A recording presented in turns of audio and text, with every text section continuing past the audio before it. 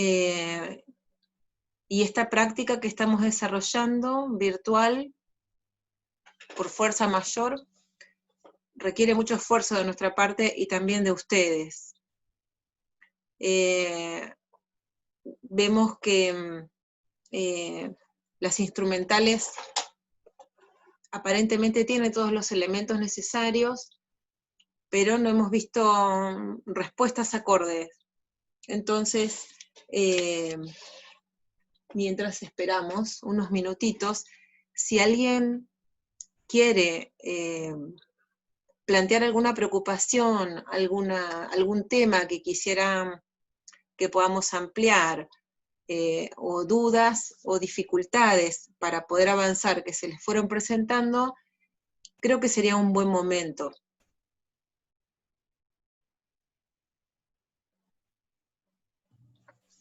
A mí lo que nos pasó, o sea, me pasó con mi grupo, Sí. es que nos cuesta quizás encontrar datos, nosotros nos tocó Tolosa, datos lo más precisos posibles, sobre todo que en general están muy desactualizados, o sea, si hablamos de población y todo eso, lo máximo que tenemos es 2010, o sea, 2001-2010, y no tenemos como mucho más. Y después, suposiciones de cuánto podría llegar a ser 2020, o sea, la población actual, pero nada más.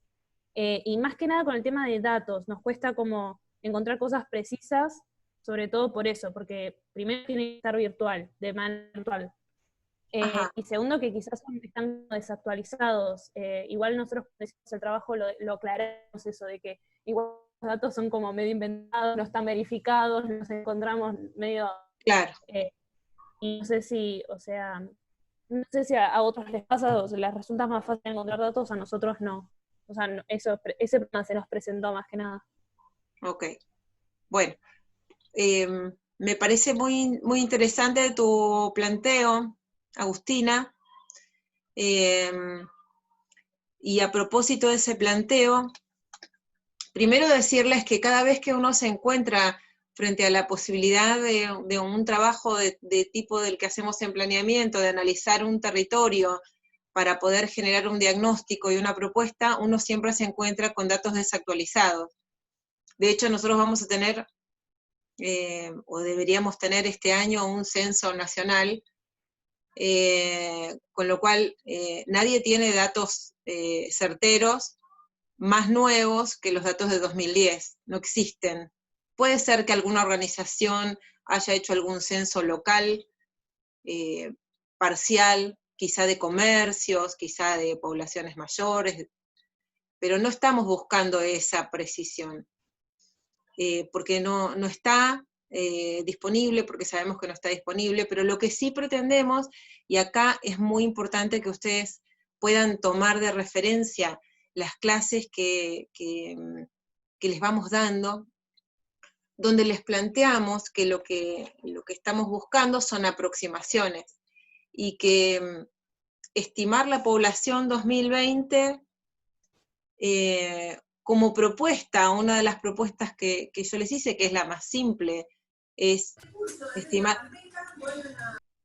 estimar cuánto creció la población en los dos censos que les entregamos, el 2001 y el 2010, y suponer como una hipótesis, digamos, para manejar un número, pero que es totalmente provisoria, que pueda llegar a crecer esa cantidad de población nuevamente. En la medida en que nosotros vamos avanzando en la comprensión de cómo interactúan las diferentes dimensiones de la oferta de transporte, de los nuevos proyectos o de propuestas de urbanización en el sector, nos vamos a ir dando cuenta que esos números se pueden ajustar de alguna manera. Nosotros no pretendemos hacer el número, el motivo, la razón de la planificación, pero sí lo que pretendemos hacer es que la práctica de la planificación se aprenda manejando algunos números, sabiendo, por ejemplo, cuáles son las densidades de población del área, qué importancia tiene la población y la densidad, cómo se diferencian esas dos formas de ver a la población, que son, digamos, uno es un dato bruto, el otro es un indicador,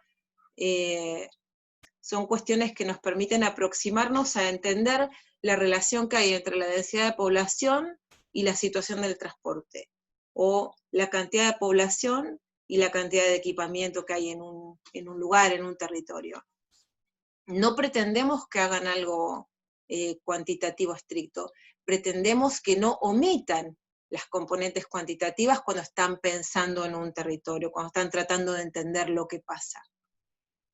No pueden conseguir esa data precisa, y no vamos a trabajar nosotros en planeamiento 1 con métodos estadísticos para aproximar el mejor valor posible. Necesitamos sí que se familiaricen con los números, con los valores de densidad, con las proporciones de cómo viaja la gente, con la superficie de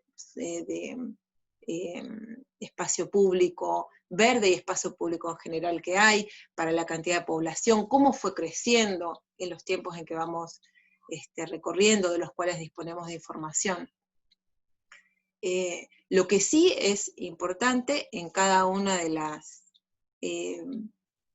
clases instrumentales que les venimos dando, es que intenten responder las preguntas, que si ustedes recuerdan, formulamos unas preguntas para ustedes, y confiamos en que ustedes puedan formular sus propias preguntas también en su debate interno, en la medida en que lo puedan ir generando al interior del grupo.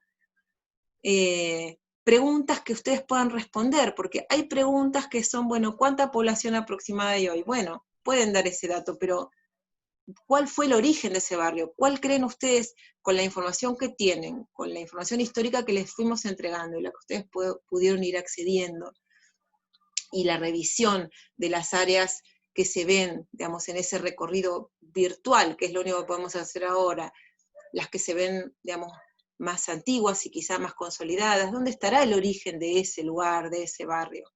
¿No? Esas preguntas son las que los pueden ayudar a ir resolviendo el abordaje del conocimiento de este barrio, de este sector de la ciudad que les toca hoy poder trabajar, ¿no?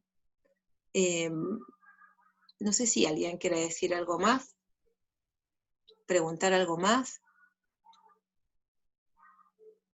Lo que sí yo les quiero pedir, porque vamos a hacer, a nosotros nos toca una evaluación individual en este semestre, para cada semestre tenemos una evaluación individual, entonces lo que vamos a emprender para poder ayudarlos a avanzar en el desarrollo de este trabajo, y eso los va a obligar un poco a repasar estas clases, y felizmente las clases, además de estar el PowerPoint, están grabadas y subidas a YouTube, en que ustedes puedan responder algunas de las preguntas que se plantean en las clases teórico-instrumentales, desde la presentación del trabajo práctico hasta la propuesta del abordaje del caso de estudio, donde hay una revisión histórica, con preguntas concretas sobre cómo ven el origen, a dónde lo empiezan a ver el origen.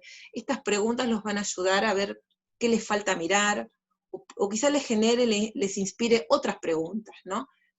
Que los ayude a organizar, a jerarquizar la información que tienen. Mientras ustedes pueden pensar todas las preguntas que quieran y vamos a tratar de responderlas, voy a ir a compartirles la pantalla para trabajar en la instrumental. Pero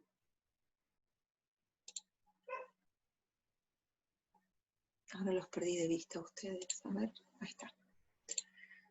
Pero lo que ustedes tengan en mente preguntar ahora es bienvenido. Y si se nos acaba el tiempo, volvemos a entrar al link que tenemos ahora, ¿ok? Y por ahí los docentes nos van a esperar si nos atrasamos un poquito en la reunión que tengan ustedes con ellos. Pero les pido que si tienen ahora consultas o preguntas, puedan, bueno, las hagan. Y si les van surgiendo a mitad de camino, voy a tratar de verlas, o me avisan, levantan el micrófono, lo liberan y hablan, ¿sí? Bueno. Hola Karina, ahí te vi. ¿Cómo andás?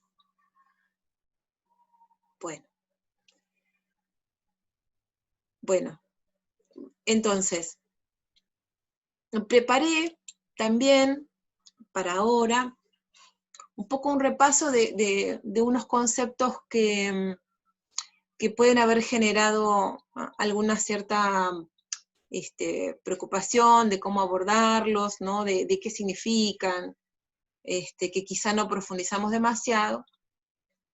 Y en principio en esta clase instrumental de movilidad, lo que me interesa, y les pido toda su atención, porque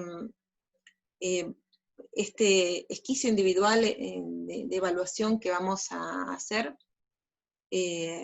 no hoy, sino en una clase siguiente, va a incluir preguntas sobre esta clase y sobre las anteriores. Y es importante en ese sentido, y para que ustedes puedan manejarse con libertad y con soltura, digamos, que puedan ver las relaciones que existen. Nosotros ya hablábamos al principio varias veces, y por eso es bueno que ustedes puedan repasar estas clases, en el concepto de complejidad y de ciudad y territorio como sistema complejo, y todas las partes componentes en las que podemos entender, analizar el territorio y la ciudad y nuestro sector de estudio en particular. Y vamos a empezar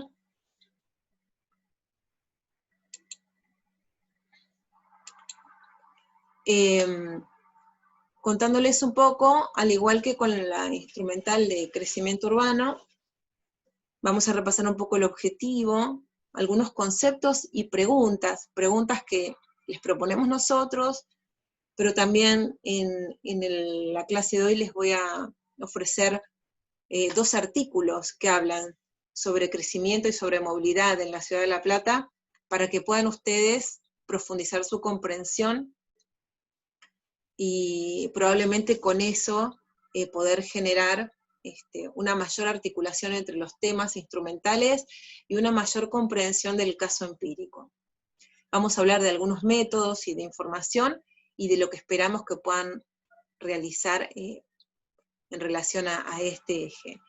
Les quiero recordar que nosotros tenemos 3 grandes ejes de análisis, que estamos dedicando 2 clases completas a cada uno de estos ejes, y que lo que esperamos es que al final de estas 6 clases, donde tratamos 2 ejes en cada una, ustedes puedan tener no solamente cartografiado, sino problematizado cada uno de estos 3 ejes de análisis, para estar en condiciones de después generar una integración. Problematizarlos es encontrar las problemáticas que hay en cada uno. Las clases teóricas que tienen que ver con estos 3 ejes de análisis se iniciaron el día de la presentación del trabajo práctico. Por eso también les recomiendo que vayan a repasarlo. Luego tuvimos una clase para los 3 niveles, donde se trabajaron los 3 ejes de análisis también, con consignas para cada uno de ellos. Y luego tuvimos nuestras propias clases instrumentales operacionales, de abordaje del caso de estudio, de estructura urbana, de crecimiento y ahora de movilidad.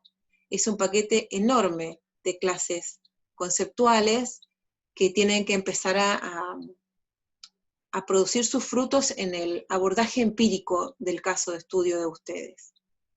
Entonces tienen que hacer ese esfuerzo, generar un esfuerzo particular en empezar a capitalizar todo lo recibido, repasándolo y pensándolo en el caso de estudio.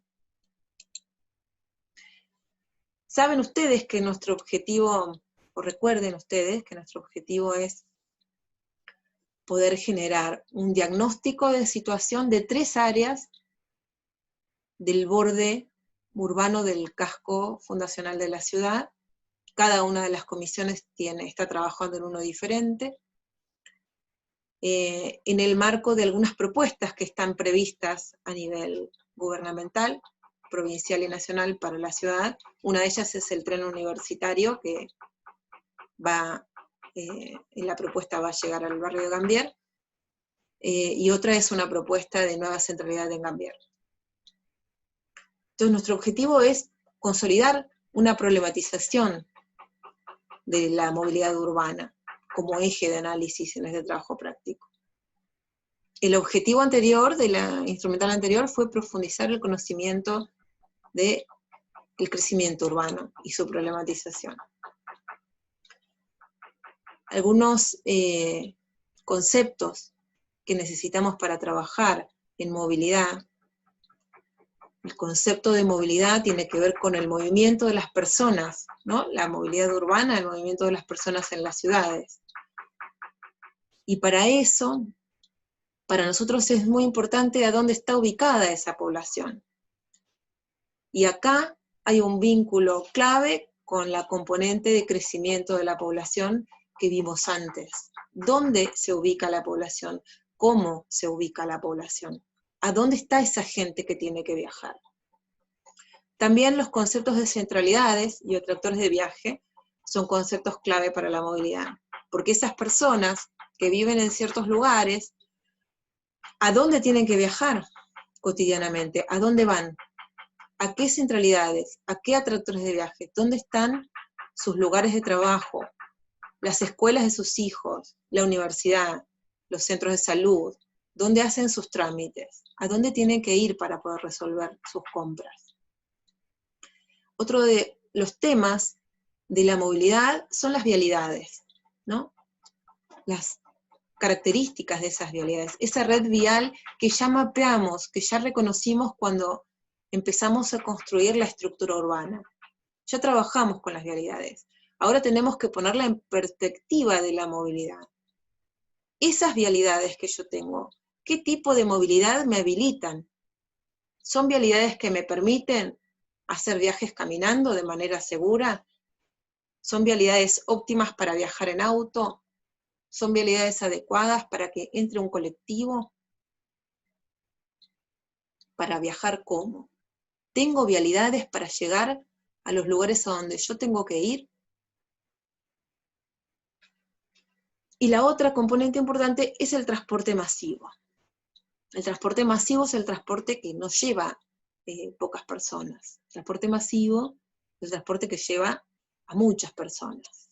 Puede ser el colectivo, los ómnibus, los trenes, los tranvías, los trolebuses. El concepto de transporte masivo está ligado a la idea, al concepto de ciudades sustentables de la movilidad, porque tiene que ver con la descompresión del espacio público, con el desalentar el uso del automóvil individual y conllevar la mayor cantidad de gente en coches de manera masiva para evitar la congestión de automóviles, ¿no? Son conceptos, son temas importantes de la movilidad. Ahora, ¿quiénes son los que intervienen en cómo se desarrolla la movilidad, ¿no? Bueno, volvemos a los tres actores como hablábamos en crecimiento urbano. Está el sector privado, ¿no? Mientras están los desarrolladores inmobiliarios, en el ámbito del crecimiento urbano, están las empresas de transporte en el tema de la movilidad urbana, ¿no? Y el juego de las empresas de transporte, bueno, las empresas de transporte firman contratos con el Estado local y se comprometen a ciertos recorridos, a ciertas frecuencias, a ciertas condiciones, a ciertos horarios. Y el Estado, que en Argentina no es muy propenso a hacer planes de movilidad, sino más bien pliegos licitatorios de transporte, lo que sería el equivalente a la normativa urbana, en desarrollo urbano, o que son propensos, el Estado es muy propenso a hacer obras, tramos de bicisendas, tramos de autopistas, pero planes donde se integre las multimodalidades posibles y donde se garantice la accesibilidad y la buena conectividad en una ciudad, no es tan común. Y además el Estado no ejerce en general en Argentina un buen contralor de las empresas de transporte, entonces hay muchos déficits de transporte en las ciudades argentinas. Y los usuarios, los ciudadanos, los usuarios del transporte público, los ciudadanos en general, que ejercen su movilidad acorde a sus capacidades económicas, al lugar a donde viven, a la composición de sus familias, y digamos, a lo que deciden también en función de sus lugares, de sus actividades, ¿no? Este es un esquema que nosotros vimos en una de nuestras primeras clases, cuando presentamos el trabajo práctico, donde vemos la convergencia, la relación que existe, y esto ustedes lo tienen que poder dimensionar y pensar en sus barrios, en las áreas de estudio, la relación que existe entre las formas de crecimiento de la población, el cómo se ubican las actividades y los equipamientos y los espacios públicos en el territorio, y cómo la gente puede encontrarse, viajar y acceder desde donde vive hacia donde tiene que realizar sus actividades, con qué tiempos, qué distancias son, con qué modos de transporte, con qué costo.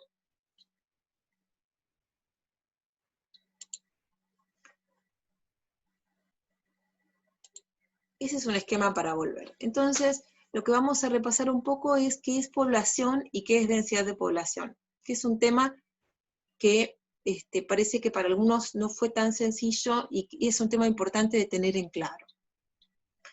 Para todas las componentes de nuestro territorio, para nuestro estudio de cualquier barrio o área urbana que tengamos que abordar y conocer, tenemos que saber a dónde está la población, cómo se compone, cómo se organiza, cómo se va desarrollando a lo largo de las distintas etapas el crecimiento de la mancha urbana y cómo esa población se agrupa y se organiza. Una cosa es cuánta población hay y otra cosa es cuánta densidad y cómo se distribuye la densidad de población en un territorio. Se puede cortar y volvemos a entrar al link. Este es un plano de población 2015 a nivel mundial. Ven acá, millones de habitantes. Y el plano de población es la cantidad total de población que hay censada para X año en el perímetro, en un polígono, que en este caso son países. La densidad de población lo que representa es la relación de esa cantidad de población en proporción a la superficie que habitan. Es decir, cuán concentrada o dispersa está esa gente. Para poder comprenderlo mejor, vamos a ir a un plano de población y un plano de densidad de población del año 2010 de la Argentina. Si ven en este primer plano, en este gradiente, el valor más oscuro corresponde a los valores de mayor cantidad de población. La mayor cantidad de población, que es del orden de los 15 millones para el año 2010, es de la provincia de Buenos Aires. Y eso, bueno, todos lo sabemos, ¿no? O lo imaginamos. El que no se maneja con datos censales puede imaginar que la mayor cantidad de población está en la provincia de Buenos Aires. Ahora, este es un plano de densidad de población del mismo año, con los mismos datos. Y lo que vemos acá es que las densidades de población son semejantes en Tucumán, que es la provincia más pequeña de nuestro país, y Buenos Aires.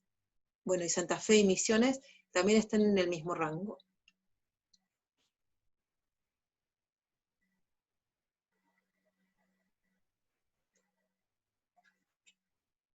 Entonces, si acá observamos, en este cuadro que se ve acá, no sé si ustedes ven el mouse mío, que esta es la ciudad autónoma de Buenos Aires, acá está la mayor densidad de población. No está la mayor cantidad de población, pero está la mayor densidad. En la ciudad autónoma de Buenos Aires, lo que tenemos son 14.000 habitantes por kilómetro cuadrado. En la provincia de Buenos Aires tenemos 50 habitantes por kilómetro cuadrado. En la provincia de Tucumán tenemos 63 habitantes por kilómetro cuadrado.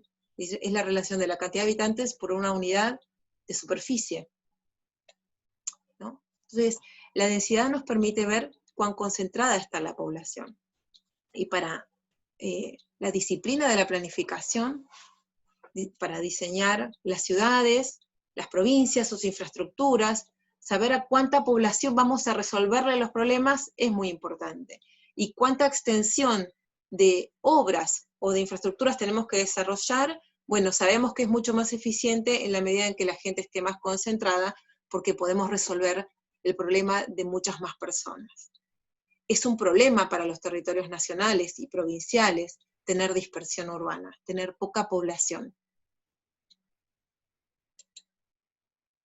Este es un planito donde un gradiente también, ven que el gradiente es de densidad, donde se ven los rosas oscuros son las provincias que tienen densidades semejantes, pero que no tienen poblaciones semejantes, ¿no? La provincia de Tucumán tiene 1.400.000 habitantes, y la provincia de Buenos Aires tiene 15, a 2010 habrá de tener más, ¿no?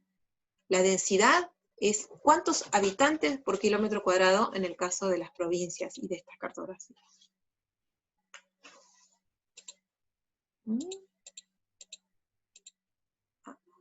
Bueno.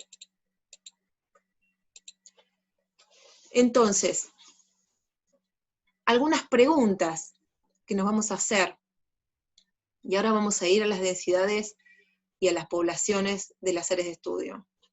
Es cuánta población hay en estas localidades, y cuántas viviendas, cuántos hogares, aproximado a dónde están, dónde se localizan y dónde están las actividades que esa gente tiene que realizar. Su escuela más próxima, su hospital más próximo, los comercios, las zonas comerciales, las centralidades. Ustedes tenían que ubicar, ¿se acuerdan? Centralidades en el plano de estructura urbana. Bueno, ubiquemos las centralidades y veamos, comparemos con las densidades que tenemos en nuestras áreas de estudio. La otra cuestión es la densidad. Se va relacionando con los corredores de transporte, con las avenidas principales. ¿Hay una correlación entre ambas? ¿Qué características tienen las vialidades del barrio? ¿Qué jerarquías? Esto también lo vimos, ¿no? Las vialidades en la estructura urbana. Lo que tenemos que hacer ahora es reordenar el material que ya tenemos, con densidad, con usos, con centralidades, con atractores, y sumarle la red de transporte público. ¿Sí? Colectivos, trenes, lo que tenemos. Les dejo 2 artículos para que vean, uno es de movilidad y otro es de crecimiento, para poder, para los que tienen dificultades para comprender estos temas y necesitan digamos, más apoyo y más lectura, pueden incluso encontrar datos. Vamos a trabajar un poco en aclarar algunas cuestiones que tienen que ver con los radios censales y que explican un poco estas confusiones que a veces se dan entre lo que es la población y lo que es la densidad. Les vuelvo a decir que si se corta, entramos al link. Este es un plano de radios censales que la mayoría de ustedes tienen, que se los hicimos disponible, los radios censales del censo 2010. Estos polígonos que ustedes ven acá, son polígonos que se definen con una función específica del relevamiento, ¿no?